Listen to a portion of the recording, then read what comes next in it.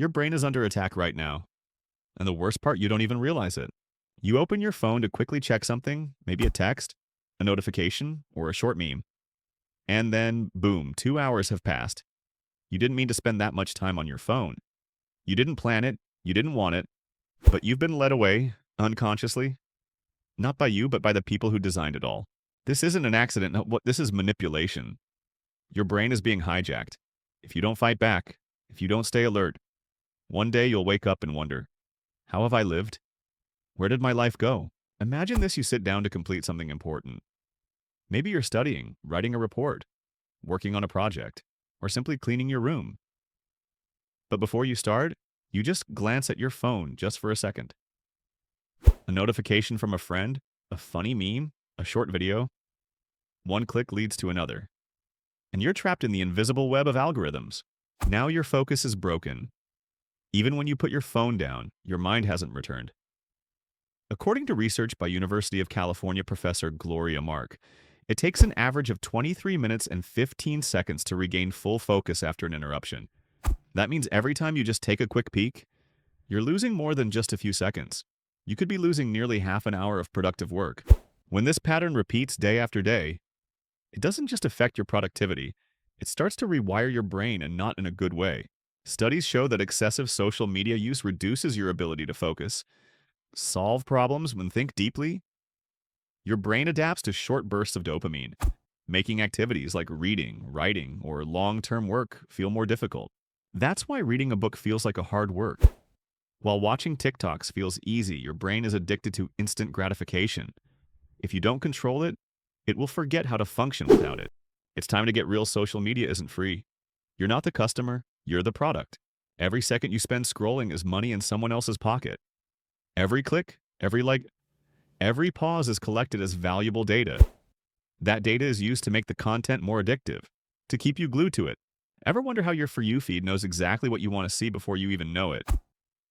It's because it tracks everything you do, how long you linger, what you skip, and what you click on. The algorithm doesn't sleep, it studies your brain in real time. Its sole job is to keep you engaged for as long as possible. So how do you get out of Step 1, control your input. If your feed is designed to distract you, you'll be distracted. It's not about willpower, it's about the system. Unfollow annoying accounts, turn off notifications, set app limits, turn your phone into a tool, not a trap. Step 2, reset your brain. You've trained yourself to crave dopamine quickly. Reverse that. Read a book. Go for a walk without your phone. Engage in activities that require patience and presence. It may be hard at first, but eventually, your brain will thank you. These aren't wastes of time, they're exercises for your brain.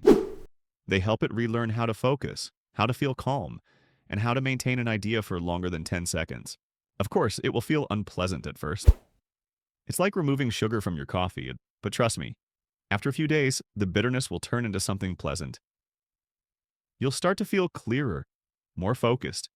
And strangely enough, it's refreshing not to be constantly pulled in different directions. Step 3, use technology against itself. If you have to be online, use it to grow yourself, learn something useful, follow content that makes you smarter, understands yourself better, lives better. Algorithms respond to what you engage with. Choose carefully. Every meaningful video you finish is a signal to the system that you want more. At the end of the day, it's all up to you. Most people will keep scrolling, keep clicking, and keep wasting time. But if you're still here, you're different. You have the power to break the cycle. Will you continue to be a passive consumer? Or will you take back control of your time and attention? Your brain isn't broken, it was just stolen. And now, it's time to get it back. Put down your phone for once and choose yourself. Once you realize that your brain is being hacked every day by mindless taps on your phone and by seemingly harmless swipes that steal hours of your attention, the next step is not to panic, but to take action. Small, slow, but lasting action. It's like relearning how to master yourself in a world full of things that intentionally pull you away from yourself. Imagine a typical day. You put down your phone, determined to get to work, but less than 10 minutes later, your hand reaches for it again. That cycle repeats itself day after day. It's not because you're weak, it's because the digital world is designed so cleverly. While the human brain is still wired like a conditioned machine, lured by quick and easy rewards. So, how do you reset worry? It doesn't require deleting all your apps or moving to the mountains to live as a hermit. You just need to start rebuilding your relationship with technology and, more importantly, with yourself. Instead of turning on your phone every morning as a reflex, try starting your day with a few minutes of quiet, no screens, no noise, just you and your breathing. It may feel uncomfortable at first, as if you're missing something, but be patient. Just like when you go on a sugar diet, you'll miss it for the first few days, but then your taste buds will begin to refresh. So will your mind. Also, try writing by hand every day, just a few lines.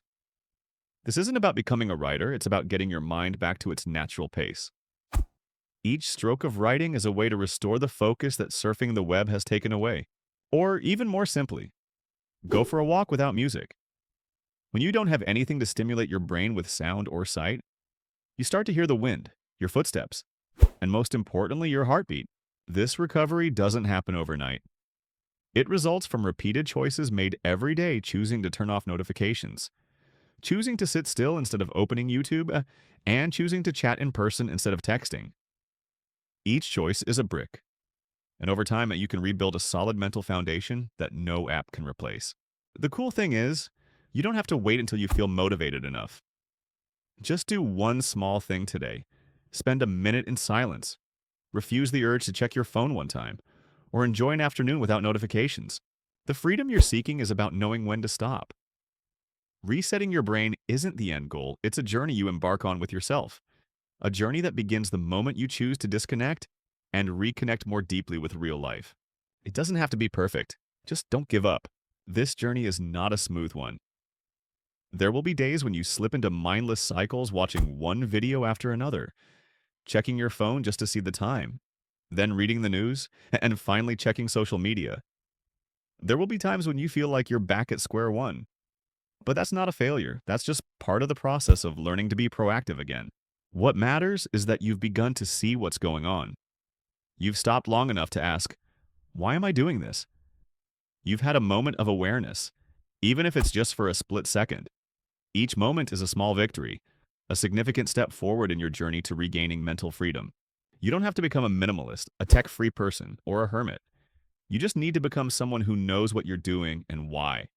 When you become conscious of every time you touch your phone, every time you open an app, you begin to take back control. You're no longer being pulled along, you're in control. Remember, technology isn't the enemy. It's a tool. It's how you use it or let it use you. If you can use it to learn, to grow, and to connect more deeply rather than just skimming through emotional scraps, you're winning. So when you find yourself exhausted after hours of aimless surfing, forgive yourself. Then gently put down your phone, go for a walk, sit down with a blank page, call a friend you really want to talk to. Do something slow and meaningful. It doesn't have to be a big action, but it is a real action. The more you repeat these small choices, the more you'll see that your brain isn't broken. It's just waiting for you to lead the way. And maybe one day you'll sit back, look back on the journey you've taken, and smile. Because you didn't let life slip away. You didn't allow the digital world to dictate your worth. You chose to truly live. Not at the speed of your newsfeed,